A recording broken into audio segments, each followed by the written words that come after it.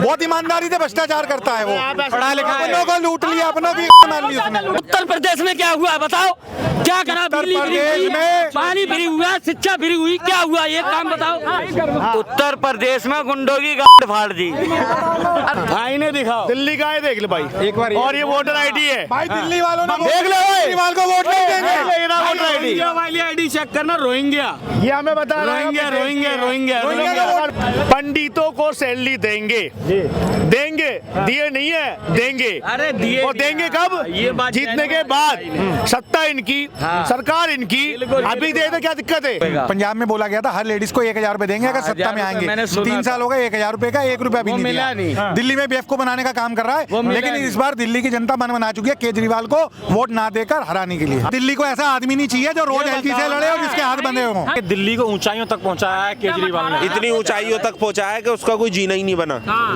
जीना ही नहीं बना। हाँ, उड़ के जा रहे हैं सब। सुनो, अब रही बात योगी जी की, योगी जी ने ये बोला कटोगे बटोगे सेब रहोगे अनेक रहोगे। बहुत बढ़िया, ठीक है जी। पहली चीज तो ये इन्होंने बोला जाति में ना बटो, ब्रह्मवाद में ना बटो, जाट में ना बटो, गुजर में ना बटो। कौन सी गलत बात की थी पत्रकार महादेव, आप बता दो जरा। लेकिन कुछ पार्टियों का तो कहना है हिंदू मुस्लिम में बांटने की बात कर रहे हैं। इसमें कोई हिंदू मुसलमान का नाम नहीं लिया गया है। जिस प्रकार बांग्लादेश में अत्याचार हो रहा है हिंदुओं के साथ, वहाँ पे भी तो जाट गुजर सारे थे। फिर भारत सरकार क्यों चुप बैठी है जब बांग्लादेश में हिंदुओं पर अत्याचार हो रहा है? भाई साहब, आपको एक रूल लेकर से बता देता हूँ अंतर्राष्ट्रीय का, जो आपको पता ना हो। वो ये है, क्या डायरेक्ट अटैक नहीं कर सकते हम किसी भी देश के ऊपर। वो अभी देश है, कोई वो राज्य नहीं है। तो अंदरूनी जो मामला है वो चल रहा है। और रही बात जो हिना शेख जो है वहाँ की प्रधानमंत्री जो भारत देश में रह रही है, उसके साथ उसकी वजह से जो है हिंदू साथ अत्याचार हो रहा है। आप मुझे बताओ, वहाँ पे पढ़े लिखे छात्र थे, वहाँ पे उनका प्रोटेस्ट चल रहा था, हिंदुओं के साथ अत्याचार क्यों हो रहा है? ये जानबूझ के साजिश करा गया। चाइना, पाकिस्तान और अमेरिका सब मिलके जो है अत्याचार हो रहा है। अब रही बात जो है, जो विपक्ष वाले ये कह रहे हैं कि भाई एक ही जाति को अटैक कर रहे हैं, एक जाति पर नहीं, ये इनका भ्रम है जी। एक हमारा मुद्दा है, मुद्दे से भटक गए, दिल्ली चुनाव को लेकर। दिल्ली चुनाव में आ रहा हूँ, दिल्ली चुनाव तो लगातार केजरीवाल घोषणाओं की लगातार घोषणा करे जा रहे हैं। कभी संजीव घोषणा करी थी, जगह जगह जाके घोषणा करता है। पंजाब में लेडीज को 1 रुपया तक नहीं दिया, अब दिल्ली में बेवकूफ बनाने की साजिश कर रहा है। पंजाब में बोला गया था हर लेडीज को 1000 रुपए देंगे अगर सत्ता में आएंगे। 3 साल हो गए, 1000 रुपए का 1 रुपया भी नहीं दिया। दिल्ली में बेवकूफ बनाने का काम कर रहा है, लेकिन इस बार दिल्ली की जनता मन बना चुकी है केजरीवाल को वोट ना देकर हराने के लिए। अब देखो भाई साहब जी, अभी आज का ही दिल्ली की जनता नहीं हरा रही, बीजेपी धांधली करके हराना चाहती है। बीजेपी धांधली करने हराना चाहती तो पहले 2 बार हरा चुकी होती इसको। दिल्ली की जनता ने वोट दिया था, 2 बार इसको मैंडेट दिया।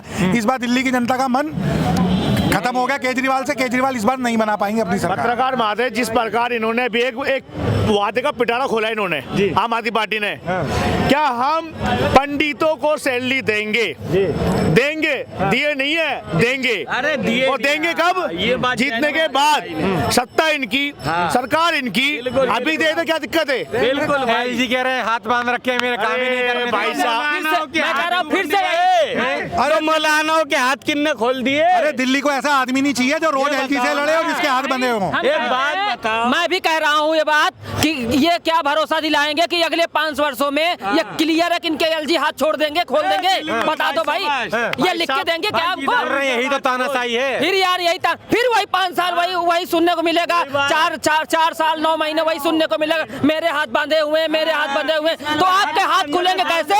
भाई साहब देखो, कैसे खुलेंगे? जिस प्रकार आम आदमी पार्टी कह रही है ना भाई साहब, जिस प्रकार आम आदमी पार्टी कह रही है क्या हम आएंगे, हम आएंगे। मैं आपको चल के माध्यम कहना चाहता हूँ, मैं क्या दिल्ली में आम आदमी पार्टी नहीं आएगी? भारतीय है वो कह रहे हैं। भारतीय तो कौन सा राज्य से आए बता? क्या दिक्कत क्या है? कौन सा राज्य से आए बता?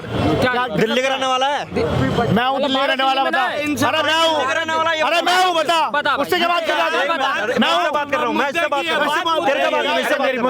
लड़ मत यार, सुनो भाई साहब, 100% बात है, दिल्ली वाले उप चुके हैं केजरीवाल से। दिल्ली में कोई काम नहीं हुआ, भ्रष्टाचार। दिल्ली से है, बाहर से? दिल्ली से भाई साहब, कोई नहीं है यहाँ। ये दिल्ली से भाई साहब। एक मिनट, आप दिल्ली के जो केजरीवाल के लिए बोले वो दिल्ली का होगा। दिल्ली में कहाँ है? अरे बात सुनो यार, एक मिनट। यमुना पार के, यमुना पार के, और बताओ। यमुना पार के, यमुना पार के आधार कार्ड ये लोग दिल्ली का नहीं है, एक भी दिल्ली का नहीं। और बताओ, मतलब केजरीवाल की बोले तो दिल्ली के हैं, केजरीवाल के लिए बोले दिल्ली के हैं। क्या अरे ये बताइए मुझे एक बताओ लोग मेरी बात सुनो अरे मेरी बात सुनो मेरे एक मिनट मेरी बात सुनो अरे मेरी बात सुनो जब 7 सीट लोकसभा में बीजेपी को दे दी दिल्ली ने वो कहाँ बाहर से उठा के लाए थे उनको भाई दिल्ली वालों ने ही दिया है। दिल्ली वालों का सीधा सा मूड है, केंद्र में मोदी रहेगा और स्टेट में अपना केजरीवाल रहेगा। सबका मूड है ये। वो गरीब जनता के लिए काम कर रही है। सबका मूड है सबका मूड है। फिर 70 सीट में से कम क्यों रह जाती है सबका मूड है तो दिल्ली में भाई वो कुछ है इन जैसे तो वो दे हाँ, तो रहे हैं। इन जैसे ये दिल्ली के हैं ना इनको वो दे रहे हैं। ऐसे क्यों बोल रहे हैं कि बाहर ही हैं आप मतलब भाई आप साहब, दिल्ली वाले अगर आप दिल्ली में रह के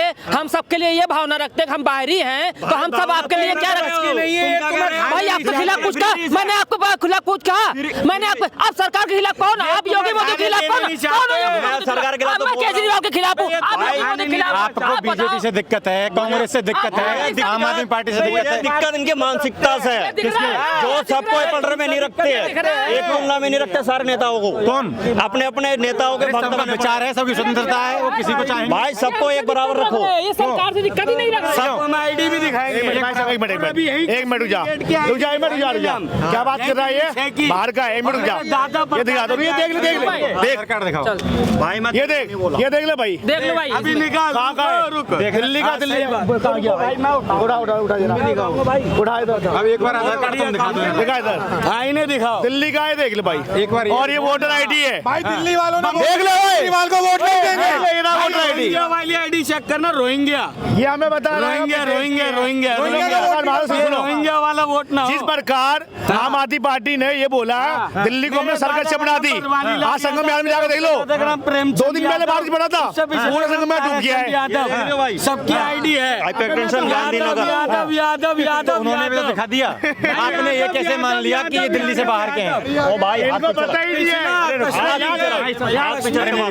आपने ये कैसे मान लिया कि ये दिल्ली के नहीं है यादव यादव यादव यादव मैं यादव दिखाऊंगा आपके आईडी के ऊपर क्या लिखा हुआ है क्या लिखा हुआ है बताओ आप क्या लिखा अरे ये है कहीं क्या का लिखा नहीं ये कहीं का भारत का ही है और बता क्या दिक्कत है भारत सरकार ने हमको भी मान्यता दी है तो दिल्ली सरकार लिखा हुआ है। बता कहाँ जाऊंगा आधार कार्ड बदलने भाई का। मेरा सीधा सा कहना इतना है सवाल योगी मोदी से बताओ गलत बात जुड़े नहीं हुए है तू। गलत बात क्या गलत मैं ये कहना चाहता हूँ जो तुम सवाल यहाँ उठा रहे हो ना केजरीवाल पे वो सवाल तुम अपने स्टेट के सरकार को क्यों नहीं उठाते हो? मैं अपने सरकार मेरी सरकार से मैं खुश हूँ मेरी सरकार से मैं खुश हूँ भाई स्कूल अच्छे को नहीं दे रहे हो क्यों? अपने सरकार पे क्यों नहीं बोल रहे हो? तुम्हें यहाँ अच्छी सुविधा मिल रही है तुम यहाँ आ रहे हो। सुन मैं दिल्ली का हूँ ठीक है ये बताओ मुझे दिल्ली में एजुकेशन अच्छी मिल रही है पहली चीज ये लेकिन फेलियर का परसेंटेज इतना हाई क्यों हो रहा बता जरा क्यों हो रहा अरे रुके मैं बताऊंगा आप कितने पढ़े हैं बता मुझे जरा भाई मैं दिल्ली से ही पढ़ा हुआ हूँ। कितने? कितना ठीक पढ़ा लिखा है है? मैं 10th तक पढ़ा हूँ और बताओ। 10th तक कब पढ़े थे? इनको सरकारी जॉब चाहिए कब पढ़े थे भाई मैंने बोला नहीं मुझे सरकारी नौकरी चाहिए। अरे ठीक ये है, मेरा काम होना ये था ये नाम क्या आपका मेरा नाम है सुबोध दास। कब की थी 10th पास दिल्ली से भाई मेरा 10th पास है 2008 का। 2008 का हाँ। केजरीवाल कब आए थे दिल्ली में 2013 में आई थी फर्स्ट सरकार उनकी बनी थी।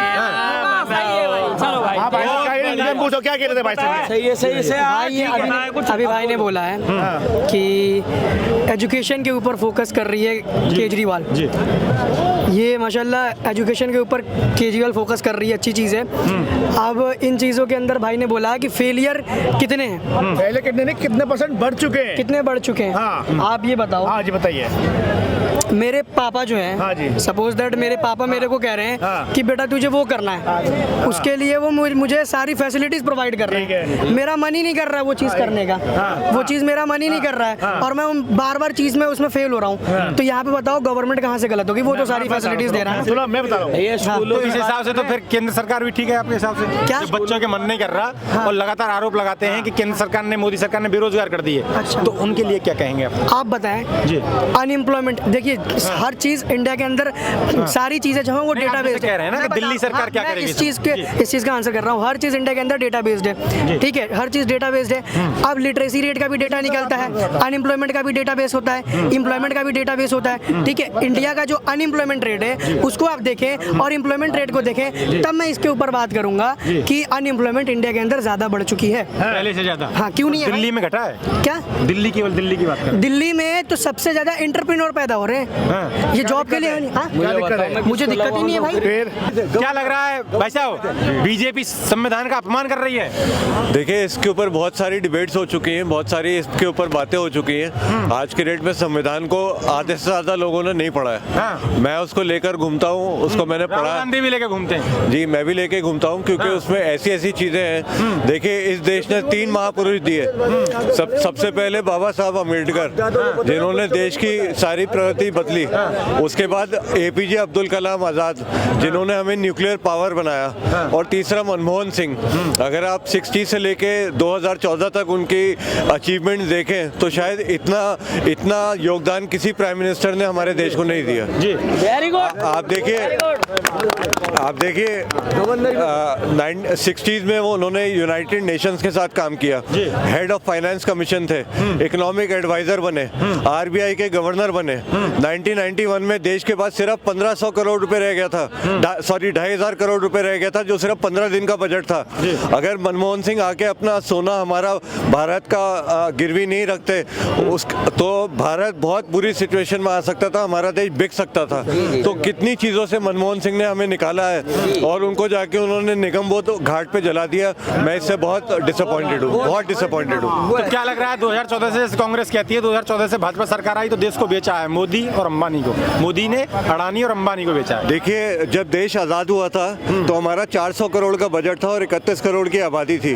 मतलब 7 रुपए प्रति व्यक्ति का हमारे पास बजट था मात्र।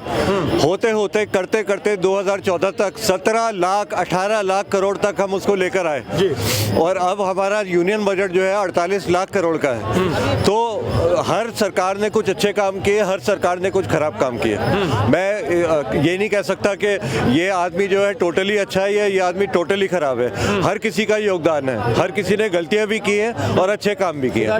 लेकिन सर, उस आदमी का सम्मान तो करना चाहिए, उसे इस देश के लिए जहाँ जगह चिन्हित होनी चाहिए। आज हमारी बीजेपी गवर्नमेंट ने वो जगह चिन्हित नहीं कर पाई और उन्हें वो सम्मान नहीं दिया, तो ये हमारे देश का दुर्भाग्य है ना। देखिए, वो इतना कम बोलते थे, लेकिन इतने बड़े प्राइम मिनिस्टर थे जो अर्नब गोस्वामी और सारे दुनिया के मीडिया के सामने उन्होंने 127 प्रेस कॉन्फ्रेंस की 10 साल के अंदर। तो हमें पता चला कि उनके अंदर क्या चल रहा है, क्या भाव है। देखिए, कई बार ऐसा होता है, हमें बीजेपी का ये नहीं पता चलता कि उनके अंदर क्या चल रहा है। वो तभी पता चलता है जब कोई इलेक्शन रैली हो या इलेक्शन हो, तभी मोदी जी या अमित शाह जी इंटरव्यू देते हैं। उसके अलावा वो कभी इंटरव्यू नहीं देते हैं। तो मुझे लगता है कि हमें पता चलना चाहिए कि कहाँ पे हमारी कमियां हैं, कैसे हम इस देश को बेहतर कर सकते हैं। अभी हाल ही में दिल्ली आए हैं यूपी के मुख्यमंत्री योगी। वो तो आएंगे और फिर उन्होंने वही नारा दे दिया, कटेंगे तो बटेंगे। क्या कहेंगे आपके, क्या मायने हैं इनके? देखिए, शायद योगी जी हमारे भावी अगले प्रधानमंत्री बने तो उनको 140 करोड़ लोगों से बात करनी चाहिए।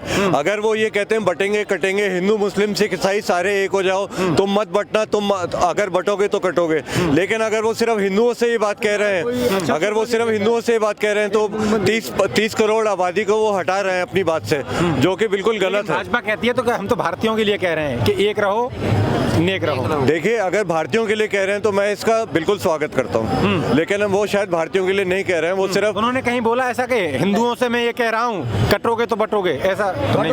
कटोगे तो बटोगे। देखिए, सिर्फ यही बोला कि कटोगे तो बटोगे, एक रहोगे, सेफ रहोगे।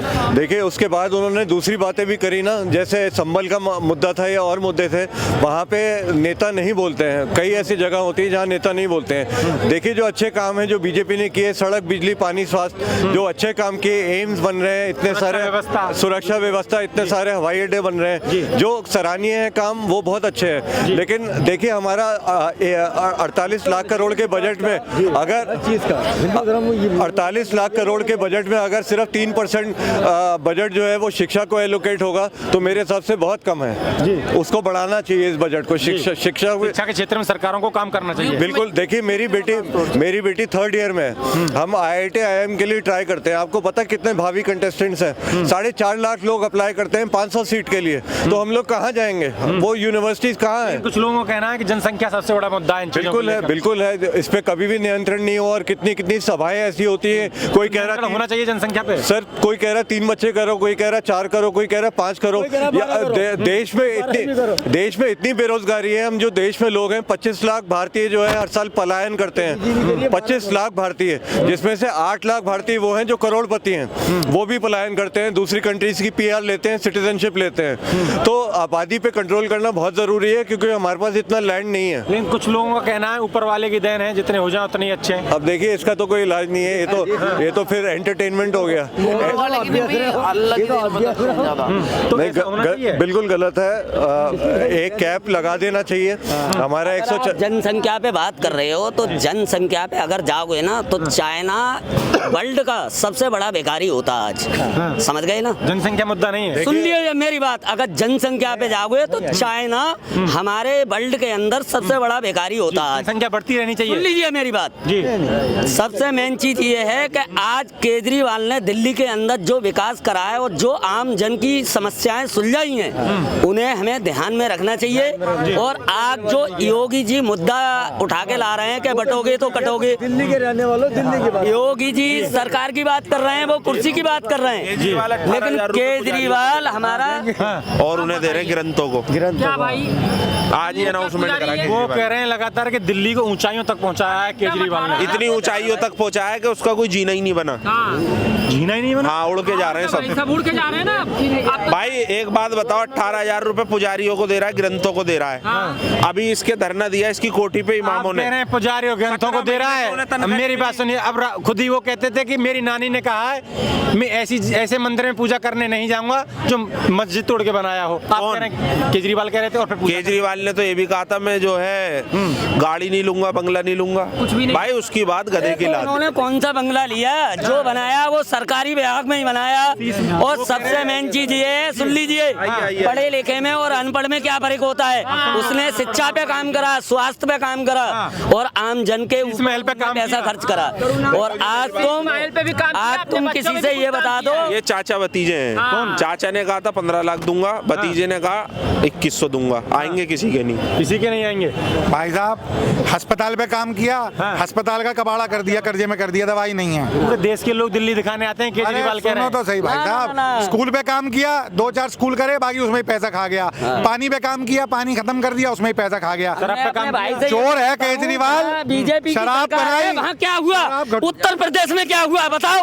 क्या करा? बिजली फ्री हुई, पानी फ्री हुआ, शिक्षा फ्री हुई, क्या हुआ? ये काम बताओ।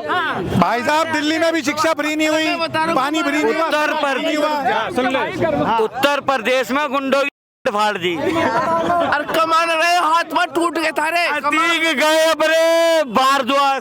देखो भाई, केजरीवाल चोर है, करप्ट आदमी है, भ्रष्टाचार आदमी है, कट्टर ईमानदार है। हाँ, कट्टर ईमानदार है, भ्रष्टाचारी में बहुत ईमानदारी से भ्रष्टाचार करता है। वो पढ़ा लिखा है, अपनों को लूट लिया, अपना मान लिया उसने। पढ़ा लिखा है और ज्यादा लूटता है। प्रधानमंत्री जनता को मूर्ख बनाने में पढ़ाई लिखाई तो चाहिए, और क्या चाहिए आप बता दो। मूर्ख को मूर्ख गलत आरोप लगा रहे हो यार तुम, गलत आरोप लगा रहे हो आप।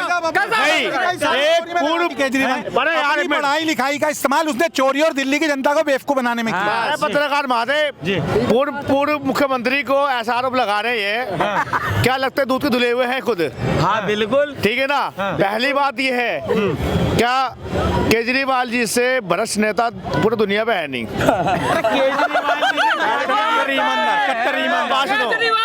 इन्होंने अरे भाई बात सुन ले यार, बात सुन ले भाई। इन्होंने केजरीवाल जी ने जो दिल्ली की जनता को मूर्ख बनाया है, ईमानदारी का सर्टिफिकेट देके, और जिस प्रकार केजरीवाल जी ने ये बोला है हरियाणा की जनता को, क्या जो लॉलीपॉप हम दिल्ली में दे रहे हैं दिल्ली की जनता को, वही लॉलीपॉप हम देंगे हरियाणा पे। लेकिन हरियाणा की जनता इतनी समझदार निकली भाई साहब, क्या 90 सीटों जमानत जब्त हो गया आम आदमी पार्टी की?